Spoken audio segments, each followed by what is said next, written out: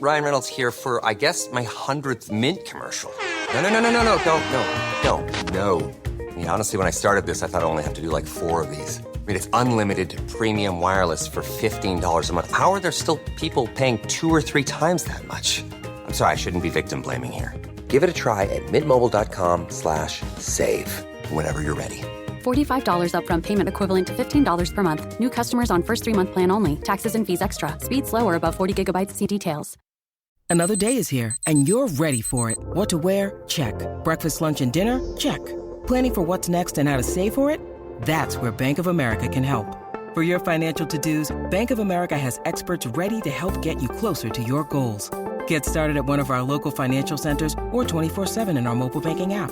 Find a location near you at bankofamerica.com/talktous. What would you like the power to do? Mobile banking requires downloading the app and is only available for select devices. Message and data rates may apply. Bank of America NA, member FDIC.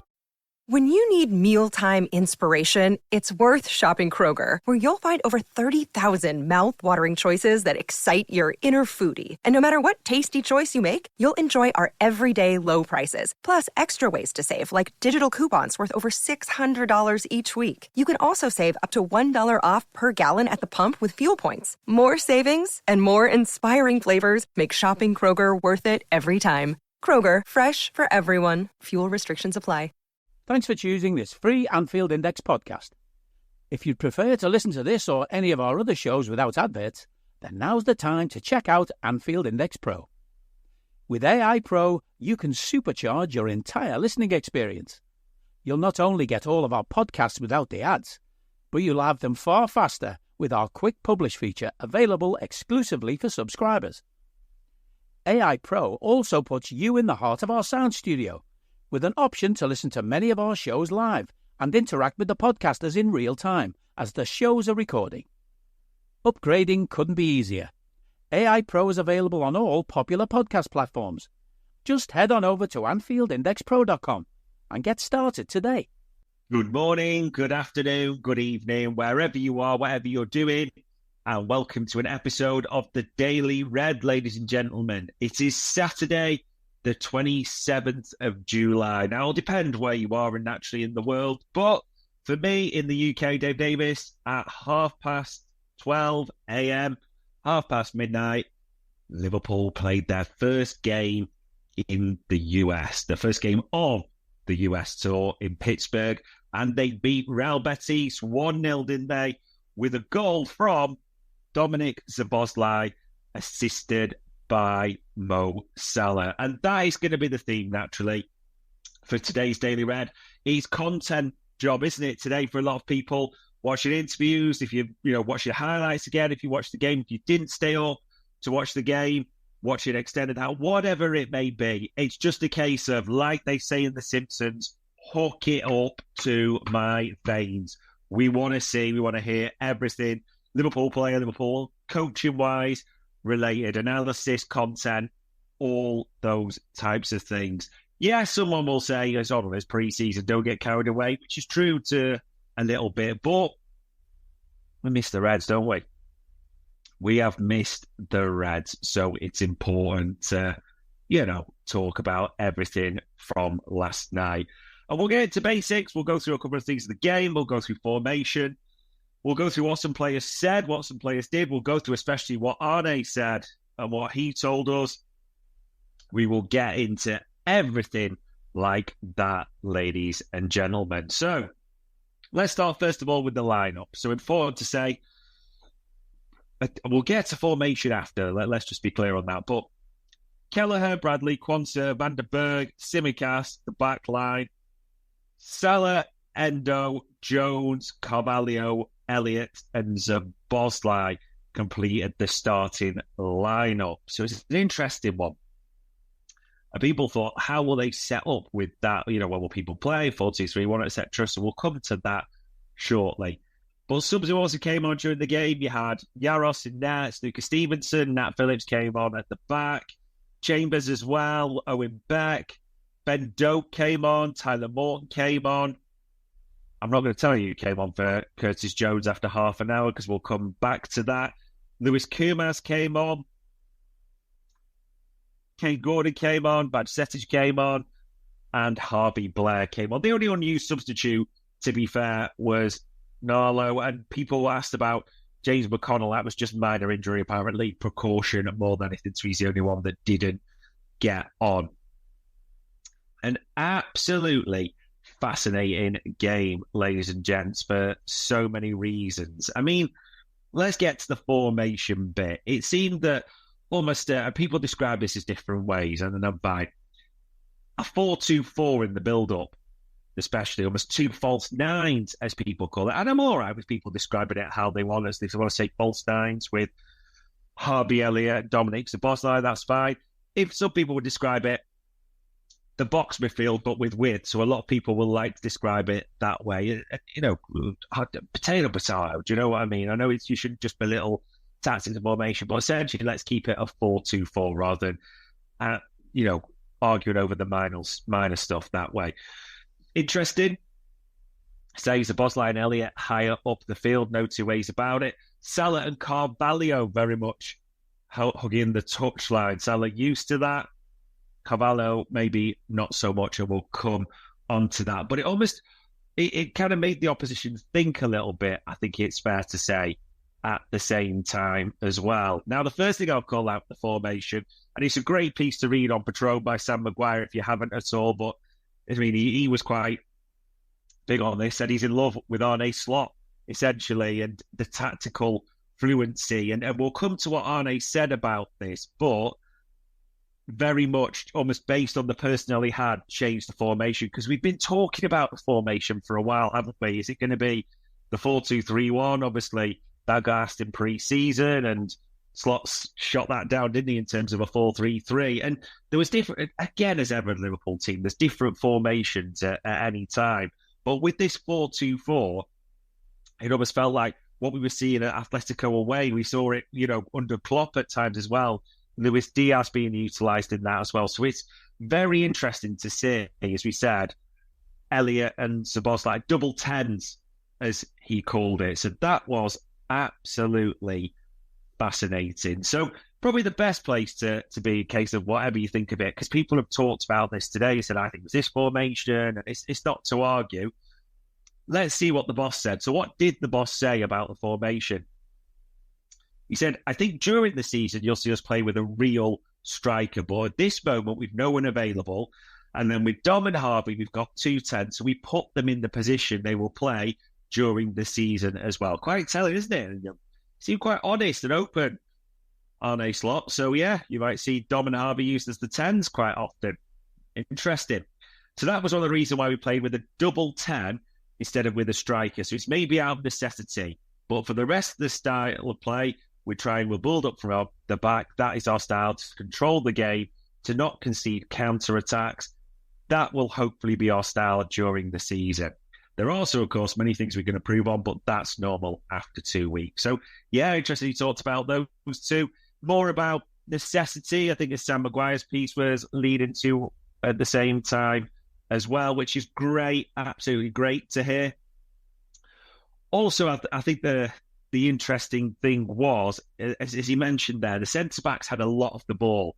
Very much there was a focus on build-up play, and we control it. It's very more measured, I think it's right to say, in terms of controlled. It was almost, I've seen people say this, and I hate just linking that, more Guardiola than Klopp, but I understand that sort of description. I do in that regard. But at the same time, I think keep in mind, in terms of reading too much into it, as he said, there's no number 9. It was a necessity. Now, Diogo Jota should be back from here on. He joined the boys in Pittsburgh, doesn't he? So does that change it? Do we see Jota playing 9? That is a good question to think about. Does that see a tweak there? And if he comes in, and again, it's not about who come in and who come out, because I know they're all going to be rotated with pre-season. But, yeah, interesting to think about that way.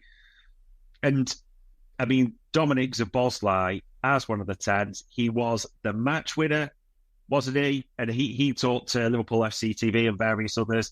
So, talked about his goal and that combination with Mo Salah. So he said, the last year it didn't happen so often, so I just always let him know I'm ready to make these runs. Hopefully you're going to see me do that in the season a couple of times. Absolutely. I think very much under the... try not to go back to the previous manager, but you use that as a point of reference, don't you, for change? I understand that. So Bosley become, running up and down, are you getting the best out of him? In terms of here, you do think the 10 is his best position, getting into the box, get him taking shots. That was a brilliant finish into the bottom corner. It's a great goal, by the way, as well. And when we talk about Salah, of all the players being praised, never miss out the king. Never. Whatever people talk about with his coronation, the injuries, all these, whatever people talk about with his contracts, like, the king sits on the throne.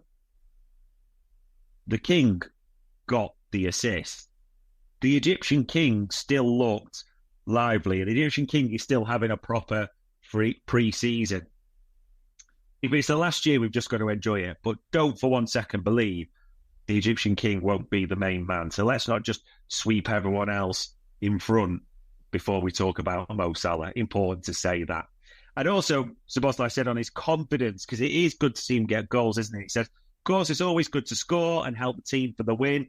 I had some individuals goals as well set up to myself. But first of all, the team is the most important thing.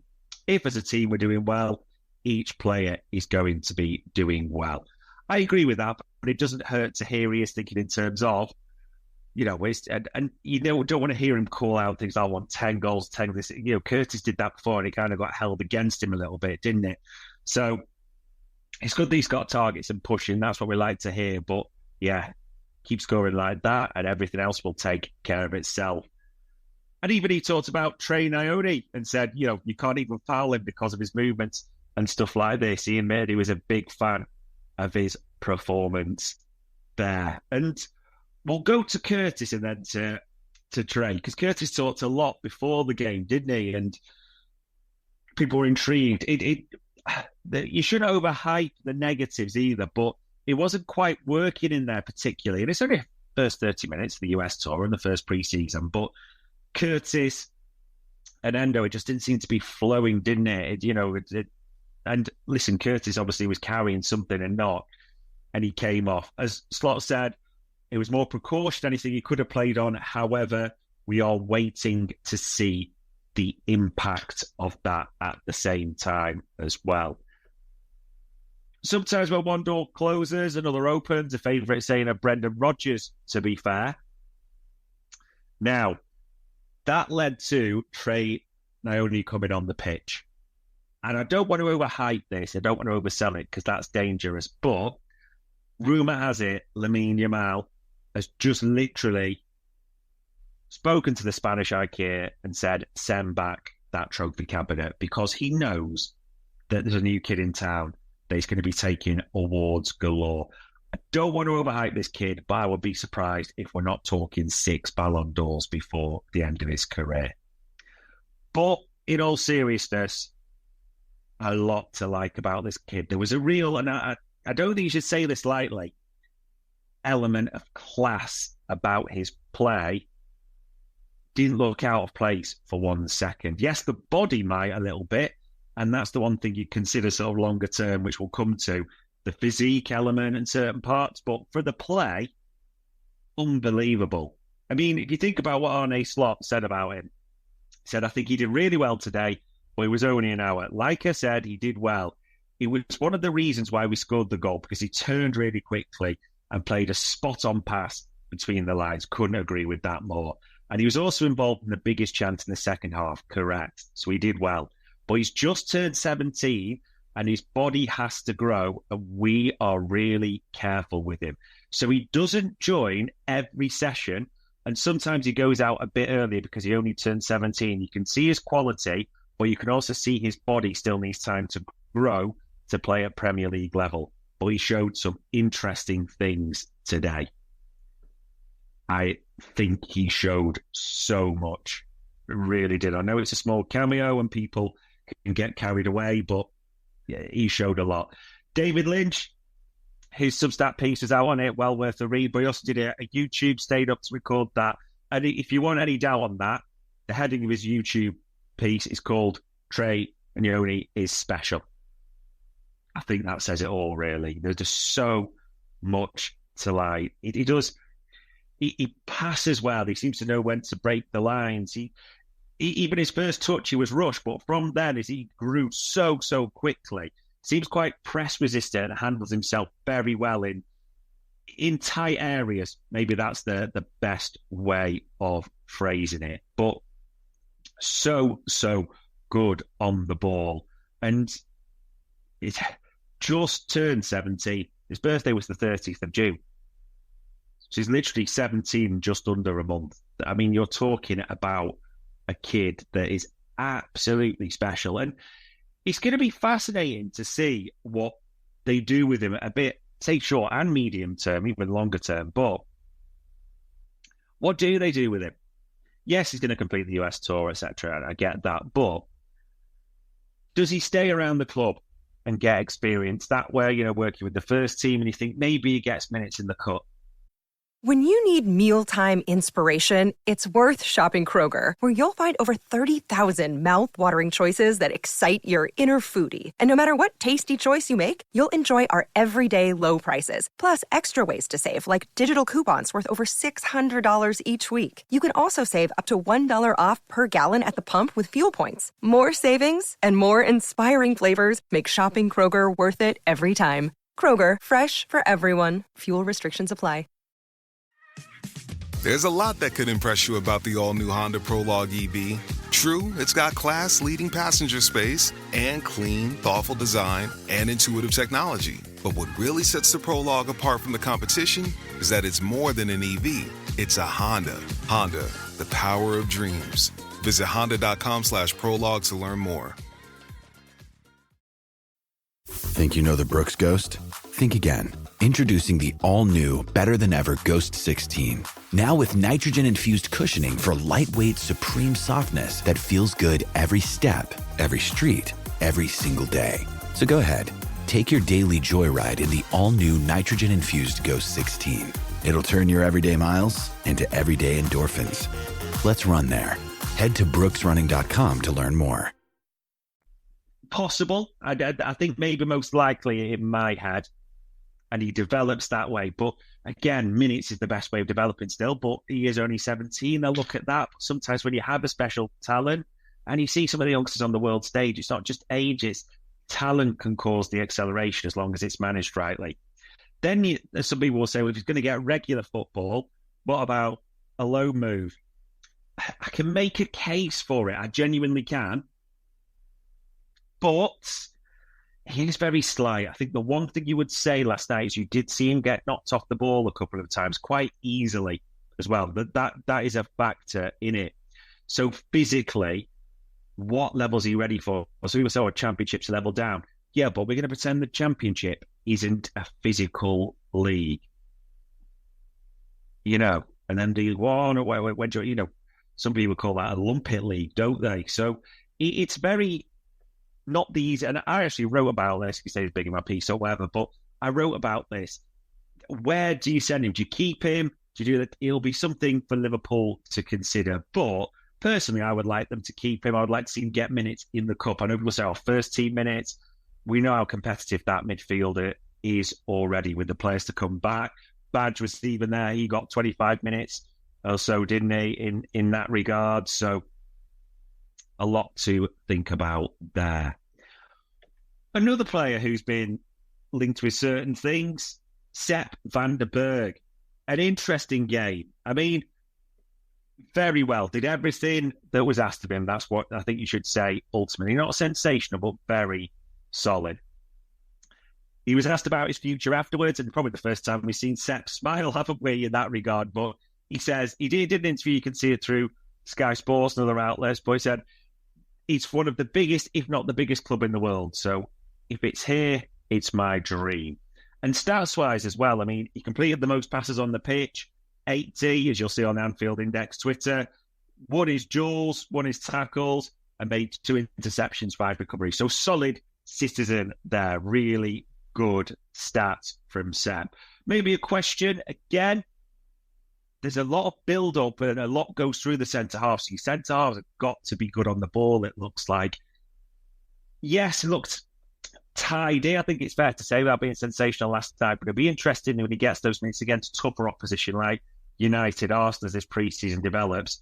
Where do you see it? But it does feel like he's got himself an audition, I would say, that people will look and think, okay, based on last night, maybe a centre-half isn't as pressing for me. It won't persuade everyone, but it may just dissuade a few. You'll know if you feel the same about it that way. But a lot to like. Didn't do himself any harm, I think, is the best way of putting it for Sepp van der Berg. And alongside Jarell Quansah, looked solid. Quansah fought meaty tackling as well. So it was just good to see. Other youngsters focus as well. I mean, Carvalho was getting a lot of stick on social media on that left. It's not his natural position. We know that. He is a 10 naturally as well. Sammy Hoopier was quite defensive in a good way about him I think, on Liverpool FC TV, and said they actually made a lot of runs, but just didn't get the ball and kept offering himself that way, but just wasn't getting it. So maybe that's one thing to consider. Also, if you look at the strength on certain sides, this isn't to be derogatory about players, but if you look at that right, Bradley, Szoboszlai, Salah, I mean, that could line up in a Premier game quite easy, and you think no issue at all. On the left, there's a little bit of a mix there. I mean, Tsimikas, Endo tended to drift out to the left a bit, from the middle that way as well. And Carvalho, there's a few, and it's not to be derogatory, but question marks. And again, out of players, I don't think Endo sort of shone particularly. I'm loath to say criticise any player on the first pre-season game, but as the saying goes, if we're going to praise players, the criticism should be as loud as the praise and vice versa. Didn't think he shone particularly, so I think that's something that you'd like to see him improved. And before you're thinking I'm going after him, Slot talked about, actually afterwards, there's a good few interviews with Slot, it's really come with a bit of time. I'd put him as one of those players in that category. That doesn't mean he's a bad player, it's not to criticise him, it's just, as Roy Walker says, say what you see type of thing. So there we go.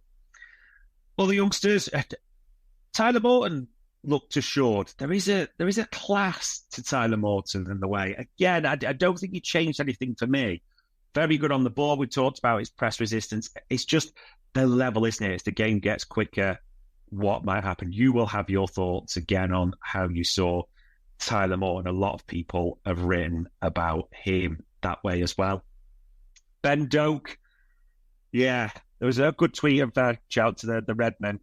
The death tax and Ben Doak beat defenders one-on-one. Very fair. I mean, it's strange to say because it's one of the hardest things in the game, but beating a man is not difficult at all for Ben Doak.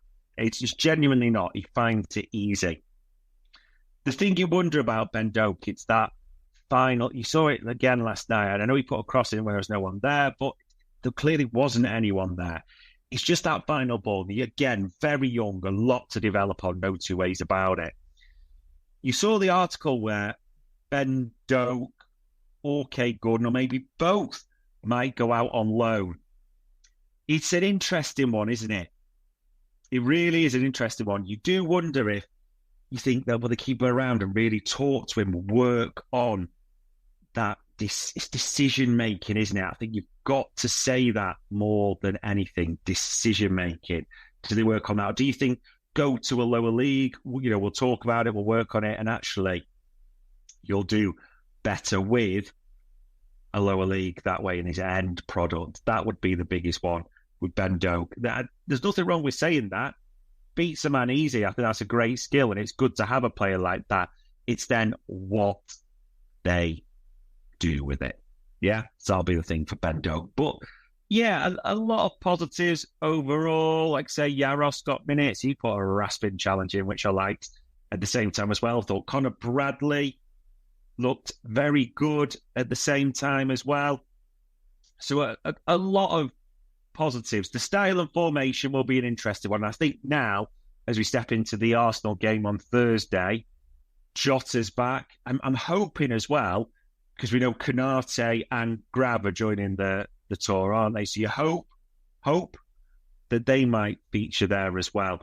Curtis Jones, we've got a bit of a nervous way around that, so we will have to see at the same time what happens there. But yeah,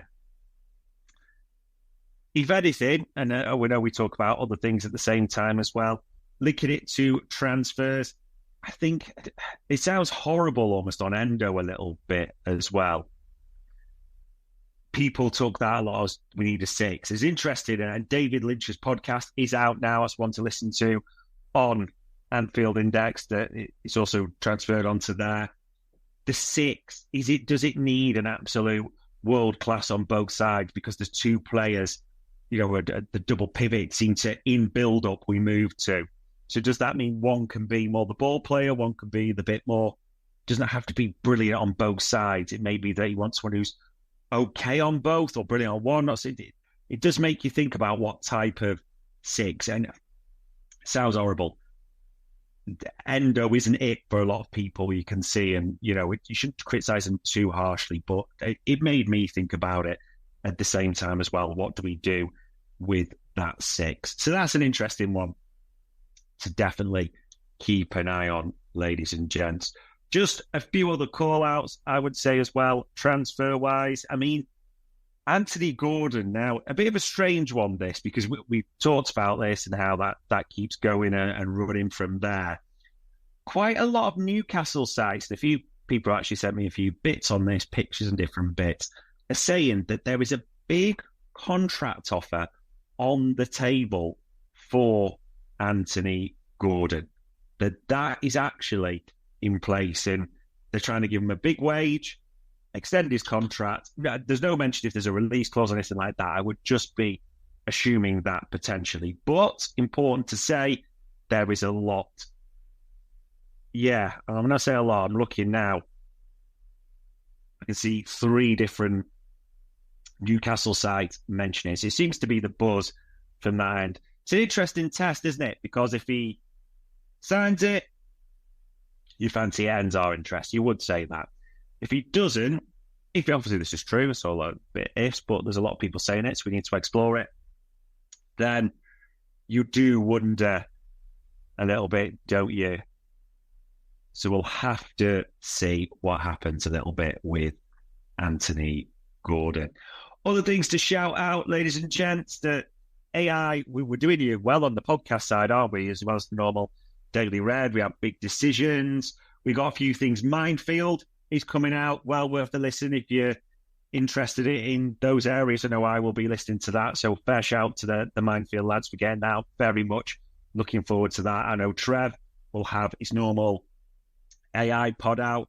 Lisa Marie, hopefully, as well. I don't know if anyone else is on that. There was a few chats in the background, but I don't know where that is. But everyone will be looking at AI. That might well be out now as well. Someone's going to be shouting at me, probably like Eddie, as I'm doing this, because it's already out and I've not looked at that one specifically. But yeah, quite a few things out. We've also got transfer market metrics coming up. We'll also copy across things like the EPL market metrics as well. So just keep an eye out for content galore coming through AI. It really is at the moment. We're trying to get you all that.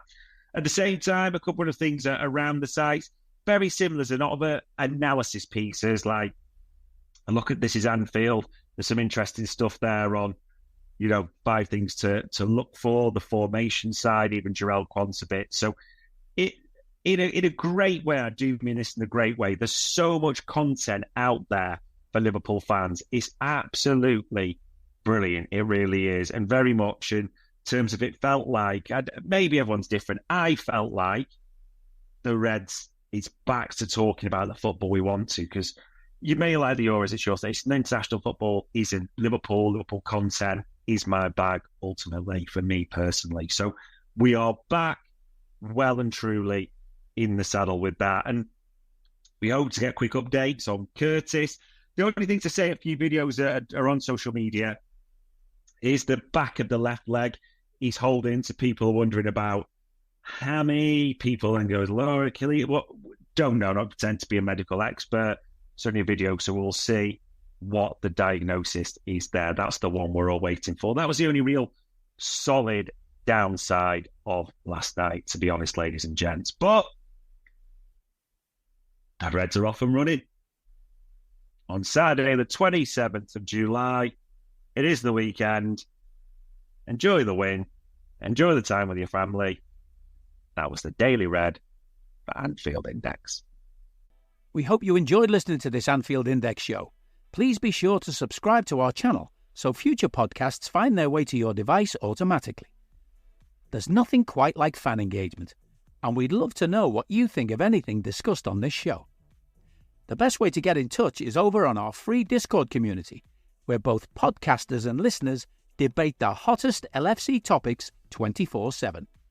Sign up free now at AnfieldIndex.com/Discord. You won't regret it. You can also follow us on Twitter at Anfield Index and find us on Facebook by searching for Anfield Index. Oh, and before you go, we'd love it if you could leave us a 5-star review on your favourite podcast app. It only takes a couple of seconds, and it means the world to the people who create these free shows. Sports Social Podcast Network.